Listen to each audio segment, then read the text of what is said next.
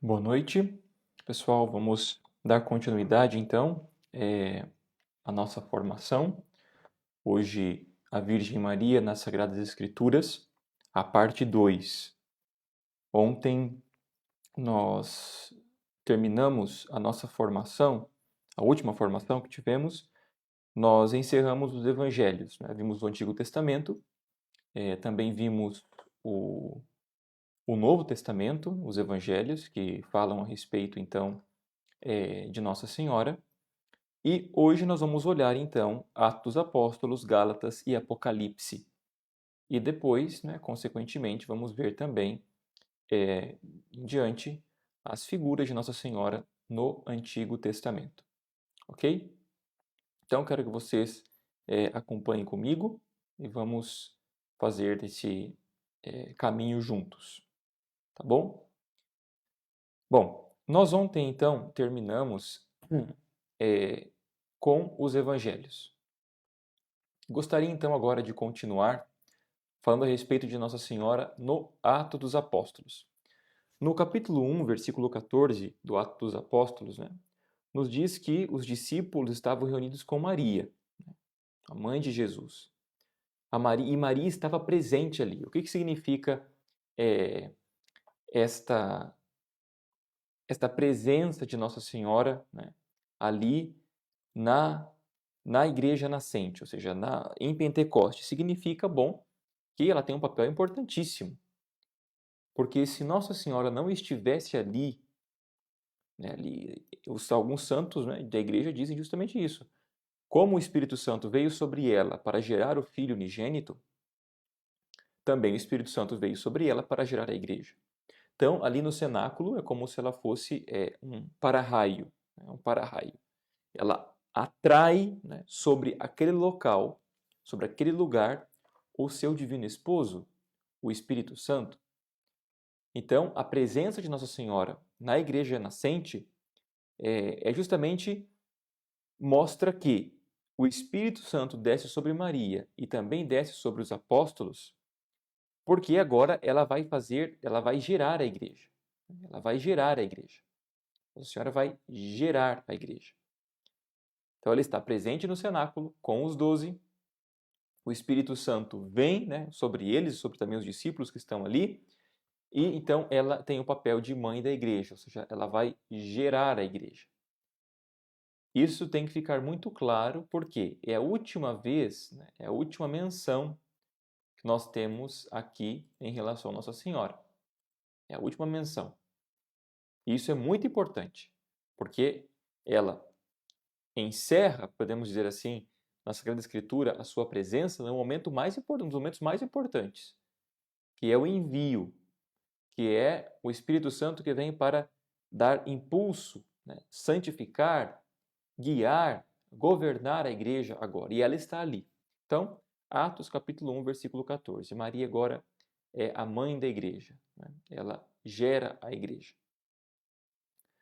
Também, Gálatas capítulo 4, versículos de 4 a 7, nós temos São Paulo, que escreve, né, aos Gálatas, é um dos textos mais antigos do Novo Testamento. E então São Paulo diz assim: quando chegou a plenitude dos tempos, Deus enviou seu filho, nascido de mulher. Aqui, meus irmãos, o que importa não é o nome dela. Por que São Paulo não disse Maria? Por que ele não chamou ela de nova Eva? Porque ele está dizendo mulher, nascido de mulher. Porque ele está fazendo menção à mulher do Gênesis. Então, ela, nascido de mulher. Maria é mais do que o seu nome. O que importa é o papel dela na história da salvação. Não é o seu nome. É mais do que a pessoa, é o que ela significa no reino de Deus. É a mulher que não perde mais como Eva perdeu no paraíso, mas é a mulher que ganha. Então, a Virgem Santíssima, ela é a nova mulher. E São Paulo então chama nascido de mulher. Nascido de mulher. Porque o que é mais importante não é o nome dela, repito, mas o papel que ela desempenha no reino dos céus. Isso é o que é o mais importante. Ok? Bom, Nós temos também Apocalipse 12, do 1 ao 6. E aqui nós temos São João dizendo justamente isso. O templo de Deus se abriu e apareceu a Arca da Aliança. E nós vamos ver daqui a pouco por que Maria Santíssima é esta Arca da Aliança. Mas São João, no capítulo 12 do Apocalipse, ele fala então que surgiu no céu um grande sinal. Uma mulher vestida de sol, tendo a lua debaixo dos pés e na cabeça uma coroa de 12 estrelas. Olha, meus irmãos, para qualquer comunidade cristã que isto chegou quando São João escreveu, automaticamente falar de mulher grávida, falar de luta contra o dragão, falar que ela é uma mulher que está grávida de um filho, que governará, os cristãos automaticamente pensavam em Nossa Senhora. É uma coisa natural, natural. Mas aqui São João está elevando ao grau máximo este papel de Nossa Senhora no reino dos céus. Por quê? Quando ele diz, né, que surgiu no céu um grande sinal, uma mulher, ele está falando sim de Nossa Senhora, mas também está falando da igreja. Não vamos esquecer, Maria Santíssima e a igreja, né, são uma única realidade. Porque ela é discípula perfeita. Então nós temos aqui esta mulher vestida de sol. O que significa isso? Significa que ela está vestida de Cristo, toda revestida de Cristo. Não há nada nela que é dela, mas toda a sua glória, tudo que ela tem não é mérito dela. Todas as suas virtudes, tudo, nada é mérito dela. Tudo é de Cristo. Então ela está vestida de sol, vestida de Cristo. Também ela está pisando a lua. Ela está pisando a lua. A lua significa a instabilidade do tempo, das paixões, deste mundo, né? A lua crescente, a minguante, a cheia, lua nova. Nossa Senhora pisa a lua porque ela já está numa realidade que não muda, uma realidade que não passa. Ela já está na eternidade. Por isso ela pisa a lua. Ela está numa realidade que não muda mais. Ela entrou já naquilo que não muda. Ela está coroada de 12 estrelas. Vamos se lembrar aqui que Jacó teve 12 filhos, aos quais, né, deram o nome às 12 tribos de Israel. Os 12 apóstolos são o novo povo de Israel. Jesus chama 12 justamente para fazer essa ligação com os 12 filhos de Jacó, para mostrar que agora o novo povo de Israel vai ser fundado em cima dos 12 apóstolos. E Nossa Senhora está coroada de 12 estrelas, ou seja, ela é a rainha dos apóstolos. Regina Apostolorum. Ela é a mãe da igreja. Os 12 apóstolos são as colunas da igreja. Então, a igreja está coroada com o quê? Com o testemunho dos apóstolos. Então, esta imagem de Nossa Senhora, que São João coloca em Apocalipse 12, é gritante quando fala dela e da igreja. Mas ela permanece conosco. Isso é importante. São João vai deixar isso muito claro. A mulher fugiu para o deserto, onde Deus lhe tinha preparado um lugar, para que ali fosse alimentada durante 1260 dias. Ou seja, a mulher continua no meio de nós. A igreja tem a sua realidade aqui neste mundo, a igreja militante, tem a igreja padecente do purgatório e a igreja, né, triunfante no céu, mas ela também continua aqui, porque Maria está conosco. Ela está conosco. Então aqui nós encerramos, dentro das Sagradas Escrituras, essas passagens que falam dela, né? Nós vimos Gênesis, né? Nós vimos Isaías, nós vimos também Sofonias, nós vimos Miqueias, né? Nós vimos Mateus, o que significa a Virgem Santíssima para São Mateus. Nós vimos também o que significa a Virgem Santíssima para São Lucas, em São João, vimos no Atos dos Apóstolos, Pentecostes, agora Gálatas e agora Apocalipse. Ou seja, está permeado, né? Nossa Senhora está permeando toda a Sagrada Escritura. E agora, então, nós vamos continuando dentro da Escritura, nós vamos abordar outro tema. Tá? O Catecismo da Igreja Católica, no número 489, diz assim: ao longo da Aliança Antiga, a missão de Maria foi preparada pela missão de santas mulheres. Logo no princípio, temos Eva. Apesar da sua desobediência, ela recebe a promessa de uma descendência que sairá vitoriosa do maligno, como nós vimos em Gênesis 3,15, e de vir a ser a mãe de todos os viventes, de todos os vivos. Em virtude desta promessa, Sara concebe um filho, apesar da sua idade avançada. Contra toda a esperança humana, Deus escolheu o que era tido por incapaz e fraco para mostrar a sua fidelidade à promessa feita. Ana, a mãe de Samuel, Débora, Ruth, Judite e Esther e muitas outras mulheres. Maria é a primeira entre as humildes e pobres do Senhor que confiadamente esperam e recebem a salvação de Deus. Com ela, enfim, excelsa filha de Sião, passada a longa espera da promessa, cumpre-se os tempos e inaugura-se a nova economia da salvação. Então aqui nós temos essas santas mulheres que prepararam o caminho de Nossa Senhora, que prefiguraram, como nós vimos ontem, né, na formação passada. Você assiste o vídeo depois, né, o vídeo primeiro, se você não assistiu, o de ontem, está aqui no Facebook, logo embaixo, e também no meu canal no YouTube, Padre Lucas Fôlego, tem lá o vídeo. Ou seja, ela foi prefigurada. E agora nós vamos olhar essas mulheres que prefiguraram ela. Primeiro, como diz o Catecismo, Eva. Ela é a prefiguração de Nossa Senhora justamente porque Deus diz: porém inimizade entre ti e a mulher, entre a tua descendência e a dela. E Jesus chama Nossa Senhora de mulher, né, em João, nas bodas, São João, nas bodas, na cruz, justamente para fazer esse paralelo com Eva. Eva significa mãe de todos os viventes. É isso que significa o nome Eva. Mas Eva não cumpriu. Este nome Eva se tornou uma mentira, porque ela se tornou a mãe da morte. Porque a morte entrou no mundo pelo pecado. Então, Eva, esse nome Eva, mãe de todos os viventes, né, se tornou mãe de todos os mortos. Porque o pecado entrou no mundo. E, consequentemente, a morte. E Maria, então, é a verdadeira mulher. Em Eva, em português, a gente consegue fazer, né, em latim também, esse trocadilho. Eva, e de trás para frente, ave. Maria é a verdadeira mulher porque ela dá a vida. Ou seja, Maria Santíssima, como nós vimos ontem, não só deu ser mãe biológica, né, de Jesus, é muito pouco para ela.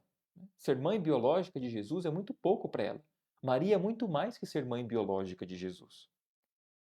Porque agora ela não é só mãe de Deus. Nós vamos ver isso no dogma depois. Ela agora é mãe de todos nós.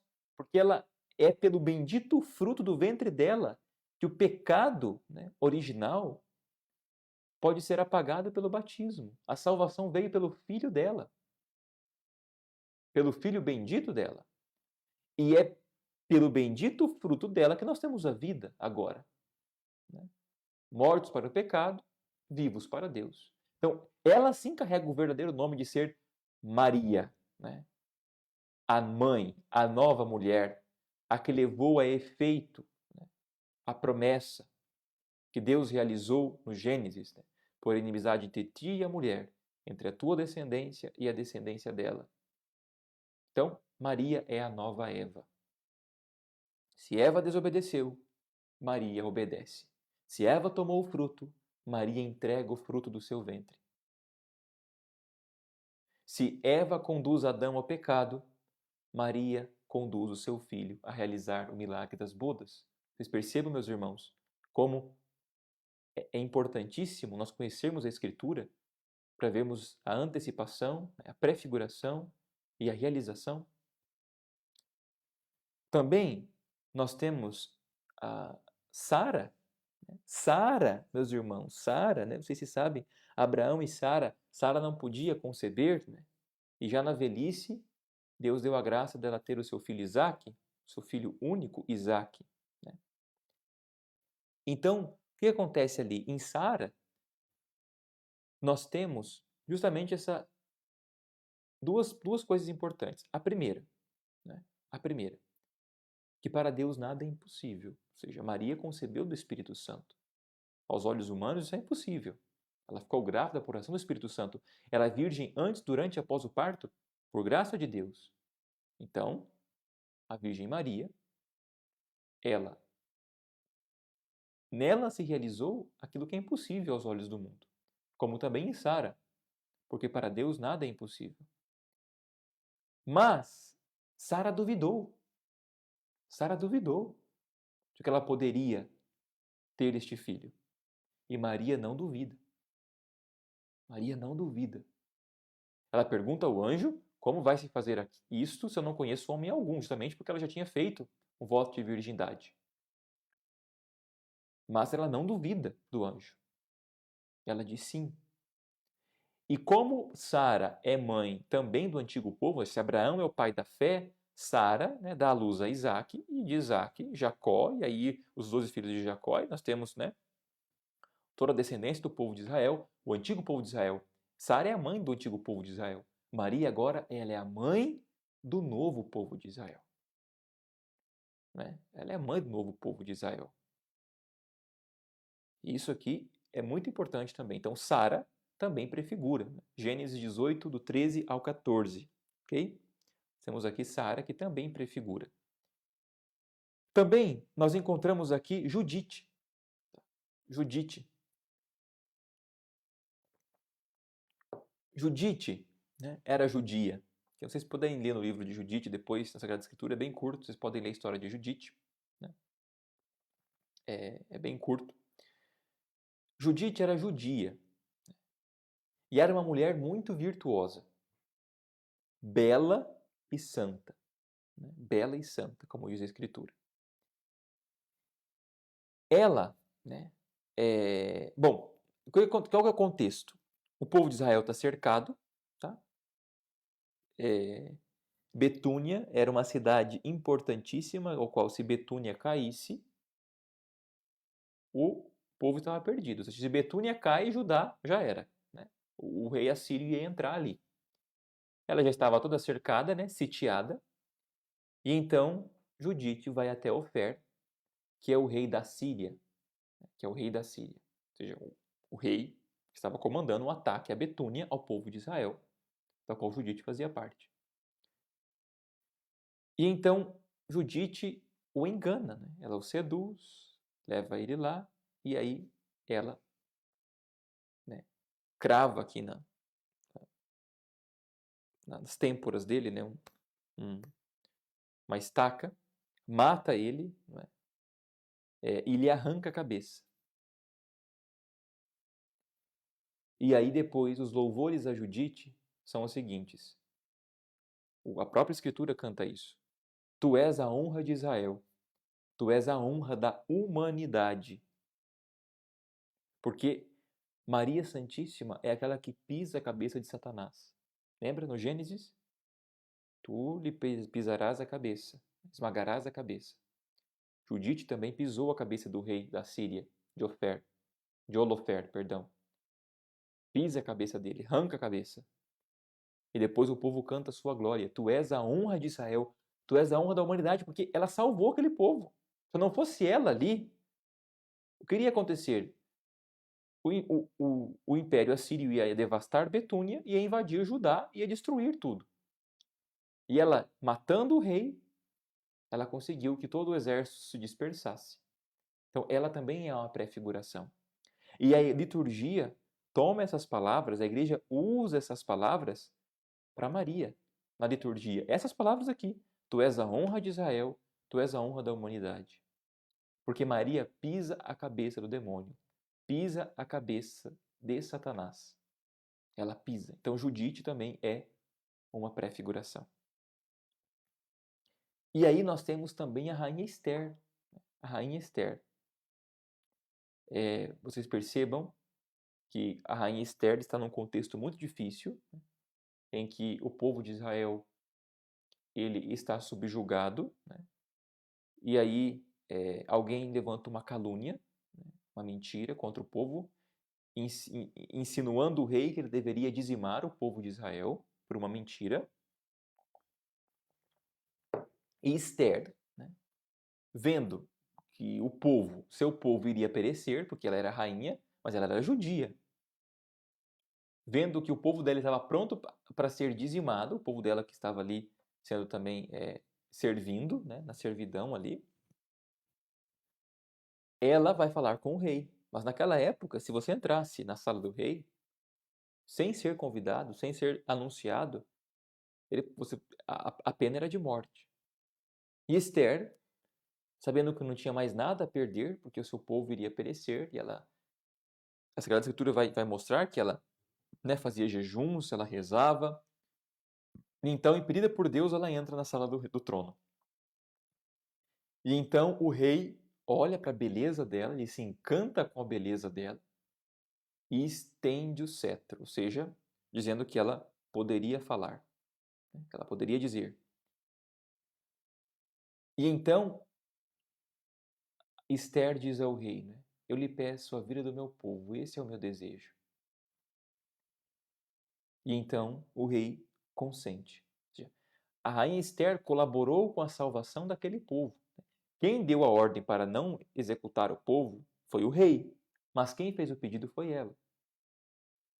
Então, ela também é uma prefiguração de Nossa Senhora. E os salmos vão cantar isso, né? À vossa direita se encontra a rainha com veste esplendente de ouro de Ofir. Então, ela é bela. E a beleza dela conquistou o rei, que estendeu o cetro. Então, ela pediu ouvir do seu povo, que não matassem. Né? E o rei concedeu. Mesmo ela sabendo o perigo de morte que ela se encontrava ali ao fazer aquilo.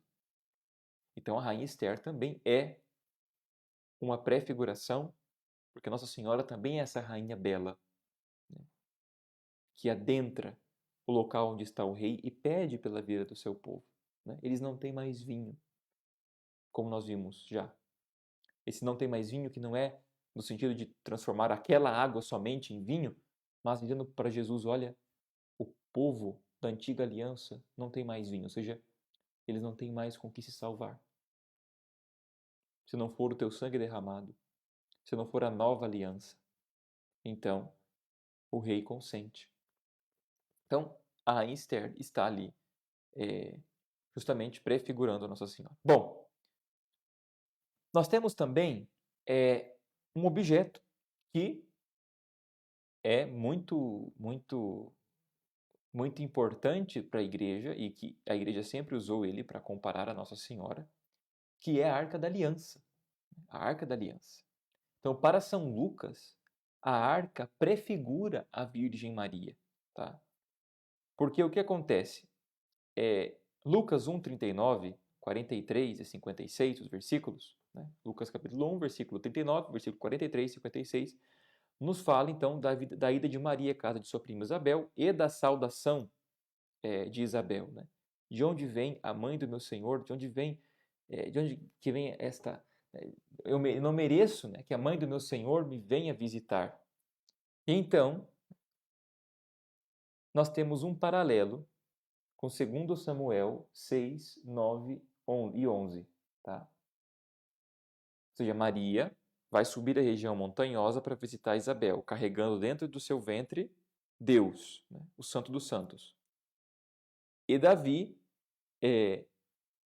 também leva a arca para Jerusalém. Davi pede que a arca seja levada para Jerusalém. E lá vai a Virgem pela região montanhosa, também vai a arca para a região montanhosa, porque Jerusalém está em cima de uma montanha. Né? E ali em volta também, quando Maria foi visitar Isabel, também era uma região montanhosa. Belém, ali, né? Ali em volta, Nazaré. São regiões montanhosas. Então ela vai visitar a sua prima também em uma região montanhosa. Então São Lucas faz esse paralelo. A arca vai para uma região montanhosa para subir para Jerusalém e Maria também visitar Isabel, uma região montanhosa. E Davi usa a mesma expressão que Isabel. Como pode vir a arca do Senhor a mim? Como pode a arca do Senhor vir a mim? E são as mesmas palavras de Isabel. Como pode a mãe do meu Senhor vir me visitar? São Lucas sabe do que ele está falando. Ele está fazendo um paralelo aqui. E aí, Davi tem medo da santidade da arca porque ele viu que alguém encostou nela e morreu. E então ele pediu que a arca ficasse 3 meses na casa de Obed-edom. Quanto tempo Maria ficou na casa de Isabel? 3 meses. 3 meses. Quanto tempo a arca ficou na casa de Obed-edom até ir para Jerusalém? 3 meses. E Davi viu que a casa de Obed-edom, né, se tornou repleta, ela se tornou cheia. Ela começou a prosperar pela presença da arca. Então, depois que aconteceu isso, Davi pediu então que ela fosse levada para Jerusalém. Também a arca, meus irmãos, era vazia por dentro. Não se esqueçam disso. Dentro da arca da aliança estava o maná, as tábuas da lei e o cajado de Moisés, né? E ali, a arca em si, ela é vazia. Tira tudo aquilo que simboliza a presença de Deus, acabou, a arca é vazia. Ela não tem sentido. A mesma coisa é Maria. Maria, ela é a mulher totalmente vazia de si. Totalmente vazia de si. E dentro dela habita daí o Santo dos Santos, né? Como nós dissemos, não é mais o maná, as tábuas da lei, mas ele é o autor da lei. E ele é de verdade o pão da vida. Não é mais um símbolo, mas é a realidade. É a realidade. Também nós encontramos, né, aqui esta arca que era feita de acácia, madeira, acácia, ou seja, um material frágil, como a humanidade de Nossa Senhora. Mas ela foi, e Deus pediu que fosse revestida toda de ouro, inteira de ouro, totalmente de ouro. E então nós olhamos para esta arca ornada, ou seja, ela foi ornada, esta madeira de acácia, mas que foi ornada. Como rainha, Deus a ornou de virtudes, de bens, mas ele a ornou de ouro. Ela foi ornada. E a arca continha então o maná e as tábuas da lei. E agora Nossa Senhora carrega o Cristo, né? Não é mais algo simplesmente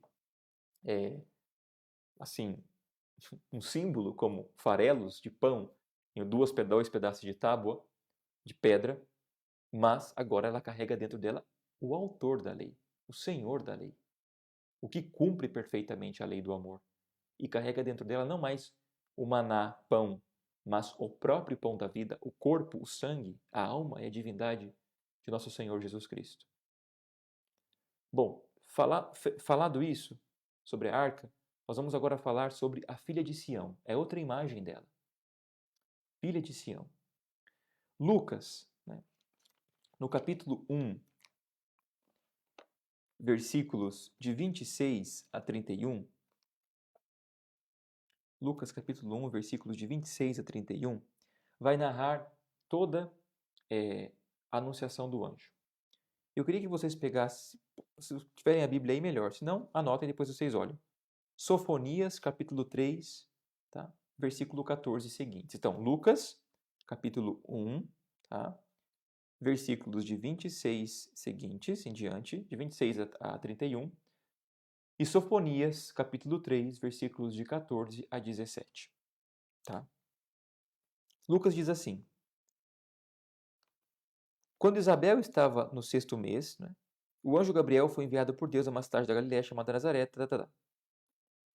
O anjo entrou onde ela estava e disse: Alegra-te, cheia de graça, o Senhor está contigo. Agora vamos para Sofonias 3,14. Exulta, filha de Sião, prorrompe em gritos Israel. Alegra-te e rejubila-te de todo o coração, filha de Jerusalém. Revogou o Senhor tuas sentenças, lançou fora teu inimigo. O rei de Israel, o Senhor, está no teu meio. Ou seja, alegra-te, cheia de graça, né? O Senhor está contigo. O Senhor está contigo. Ele lançou fora teu inimigo. São Lucas está fazendo um paralelo com Sofonias 3,14, dizendo aquilo que foi prometido aqui, prefigurado aqui, foi cumprido aqui na Anunciação. Então, alegra-te, filha de Sião, exulta, prorrompe em gritos Israel. Maria Santíssima é comparada como agora o novo Israel, que é a igreja. Revogou o Senhor tua sentença, ou seja, lançou fora teu inimigo. Ou seja, ela não tem parte com o demônio, não tem parte nenhuma com ele. O rei de Israel, o Senhor está em teu meio, ou seja, o Senhor é contigo. Ele está no meio de ti, ele está contigo. E aí São Lucas vai dizer, ela perturbou-se com essas palavras e pôs-se a pensar no que significaria tal saudação. E o anjo então disse, não temas, Maria, encontraste graça junto de Deus. E então Sofonias diz assim, não temas, Sião, não desfaleçam tuas mãos. O Senhor está no teu meio, valente, ele te salvará. Ele se regozijará por ti com alegria, comovido em teu amor. Nós temos aqui este paralelo, a filha de Sião. Ela é a verdadeira filha de Sião. Quem é a filha de Sião? Prorrompe de alegrias, filhas de Sião. É Maria, ela é a filha de Sião. Está se cumprindo aqui esta promessa. E São Lucas, então, descreve de forma muito clara esse paralelo com Sofonias e a Anunciação, para mostrar justamente que ela é agora a filha de Sião. Ok? Bom, também dentro deste contexto, vindo as Santas Mulheres, agora a Arca da Aliança, essa comparação de Sofonias com São Lucas, a filha de Sião, eu gostaria de falar para vocês, assim, às vezes no Evangelho, vocês percebam que algumas vezes parece que Jesus, nosso Senhor, ele trata Nossa Senhora com uma certa, assim, parece que ele é ríspido, né? Parece que ele não quer ela ali. Às vezes dá essa impressão para nós.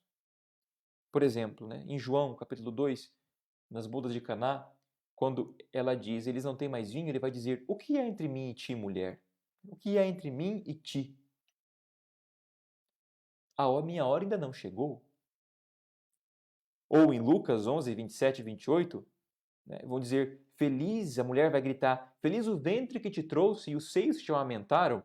Ele não nega isso, mas ele diz, feliz primeiro o que ouve a palavra de Deus e a põe em prática. Bom, quem que ouviu a palavra de Deus e a pôs em prática no Novo Testamento? Quem foi a primeira que ouviu a palavra de Deus e pôs em prática? Foi Maria. Foi Maria. Foi Nossa Senhora. Ela ouviu o anúncio do anjo e disse sim, pôs em prática. Então, mas ele diz, feliz primeiro o que ouve a palavra de Deus e a põe em prática. Senão não se refere mais a ela. Ali no alto da cruz, ele diz para João, para ela, mulher, se refere a ela como mulher, como nós já vimos, porque ele está se referindo à mulher do Gênesis, a nova Eva. Em outros lugares também, nós encontramos dizendo, olha, tua mãe e teus irmãos estão ali fora. Jesus vai dizer, quem são a minha mãe? Quem são os meus irmãos? São aqueles que fazem a vontade do meu Pai que está no céu. Então, parece que ele trata sempre ela com uma certa, assim, rispidez, não é? E agora nós vamos entender o porquê disso. Bom, as mães que estão aqui me assistindo, e a gente sabe disso, a mãe tem um vínculo muito estreito com o filho. Mesmo depois que o filho nasce, parece que a mãe continua o cordão umbilical ligado a ele. A mãe continua gerando o filho nessa vida, mesmo depois fora do ventre dela. E mesmo depois, na eternidade, parece que depois, na eternidade, mãe é mãe. Se o filho morre, por exemplo, ela continua rezando por ele. Ela nunca vai esquecer dele, mesmo no céu ela vai ser mãe dele. Isso não termina. Isso é muito forte, esse laço. E o que Jesus foi fazendo durante todo o Evangelho com a Virgem Santíssima? Ele foi mostrando para ela que a missão dela é muito maior do que uma missão biológica. A missão dela não é só ser a Theotokos, ou seja, a mãe de Deus, a mãe do Cristo. Mas a missão dela, né, tendo em vista o reino de Deus. O reino de Deus. Por isso que durante todo o evangelho ele vai fazendo esse caminho com ela, para quando chegar aos pés da cruz, ela está pronta, de pé. Né? Não é ali na cruz ela já não está numa realidade já de ser só a mamãe de Jesus, a mãe biológica de Jesus, né? Mas é uma realidade muito maior do que isto. Ela agora vai ser mãe dos discípulos, ela vai ser mãe da igreja. Ela é a Geribá, como nós vimos ontem, ela é a rainha. No reino, ela é a rainha. Então, durante toda a vida, junto dela, Jesus fez ela passar de uma maternidade humana para uma maternidade espiritual de todos os cristãos que iriam nascer no Espírito Santo. Entendem? Jesus foi fazendo isso com ela até o ponto de que na cruz ela está pronta. E por isso que Simeão diz, uma espada de dor transpassará a tua alma. Na apresentação do templo, né? Bom, também, lembra quando Jesus está no templo? Elas ficam procurando eles, né? Eles se perdem, e Nossa Senhora e São José vão até o templo. E o que acontece ali no templo? Nossa Senhora diz a ele, eu e teu pai estávamos à tua procura. Ele diz, por que me procuráveis? Não sabias que eu devia cuidar das coisas do meu pai? Mais uma resposta, né, que parece um pouco azeda. Mas não é. Não é. Porque ali na cruz, como a profecia de Simeão se cumpre, porque uma espada de dor transpassará a tua alma. Como ela não teve as dores do parto, nós vamos ver isso depois nos dogmas marianos amanhã, como ela não teve as dores do parto, então o que acontece? Agora, ela vai dar à luz a todos os filhos, os membros da igreja. Ela deu à luz a cabeça. São Paulo vai fazer essa comparação do corpo místico. Cristo é a cabeça da igreja. Nós somos os membros. Ela deu à luz a cabeça, mas ela também dá à luz aos membros. Né? A mãe não é mãe da cabeça só, ela é mãe do corpo todo. E ela, ao dar à luz aos membros, e os membros são pecadores, aí existe a dor. Essa espada que transpassou a alma dela. Porque ali, quando Jesus entregou ela a João, ela nos recebeu todos como filhos. Né? Todos como filhos. E ali ela está pronta, então. Não mais apenas para ser a mãe biológica, mas porque agora a sua maternidade ela é divina, ela é universal, ela abrange todos os cristãos e Jesus fez ela passar, então. Né? Fez passo a passo, para que ela então chegasse a, a estar pronta, né, no alto da cruz, para ser então a nossa mãe. Tá bom? Bom, eu acho que é isso. Tá? Se alguém tem alguma pergunta, pode me fazer aqui, por favor, nos comentários, que eu respondo. Tá? Se alguém tem alguma pergunta. Amanhã nós vamos falar sobre os dogmas marianos, tá? Sobre os 4 dogmas marianos. A Mãe de Deus, Imaculada Conceição, a Virgindade Perpétua e também a Assunção. Eu não vou entrar nos dogmas agora, porque como um está relacionado ao outro, então fica muito complicado a gente ficar falando dos dogmas aqui. Agora eu falo de um, de amanhã eu falo de 3, não vai dar certo. Então, prefiro que a gente, né, encerre por aqui. Se alguém tem uma pergunta, repito, né, coloque aqui nos comentários, que eu vou responder. Então, é mais ou menos isso. E hoje nós vimos então, a prefiguração dela nas Santas Mulheres, a Arca da Aliança, a Filha de Sião, né? E por que que Jesus, então, ele trata, né, ela dessa forma, né, que parece uma coisa ríspida, mas não é. E nós vamos ver daí, como nós vimos já hoje, lá no cenáculo, isso vai se cumprir. Quando ela está com os 12, o Espírito Santo vem sobre ela e também sobre os apóstolos que estão ali.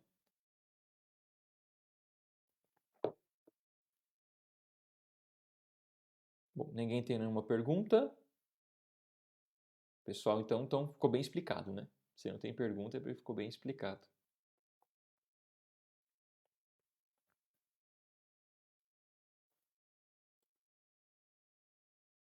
Tudo certo, então? Então tá bom. Vamos encerrar por aqui. E amanhã, então, nós retornamos às 20 horas para falarmos sobre esses 4 dogmas importantíssimos, né? Importantíssimos. Penso eu que amanhã é um dia muito importante, porque nós vamos aí aprofundar a nossa fé de verdade nos dogmas marianos. Vocês podem, então, compartilhar esse vídeo, né, e depois, né, indicar para as pessoas estudarem. Através dele vai ficar salvo aqui no Facebook e também no meu canal no YouTube. Vocês podem assistir depois, né, em casa com os familiares, indicar para as pessoas, para que elas tenham, então, conhecimento. Tá bom? Vamos rezar uma Ave Maria e pedir a bênção de Deus. Ave Maria, cheia de graça, o Senhor é convosco. Bendita sois vós entre as mulheres, e bendito é o fruto do vosso ventre, Jesus. Santa Maria, Mãe de Deus, rogai por nós, pecadores, agora e na hora de nossa morte. Amém. Santa Maria, esperança nossa e sede da sabedoria, rogai por nós. O Senhor esteja convosco. Ele está no meio de nós. Abençoe-vos o Deus Todo-Poderoso, Pai, Filho e Espírito Santo. Amém. Louvado seja nosso Senhor Jesus Cristo. Para sempre seja louvado. Salve Maria Santíssima.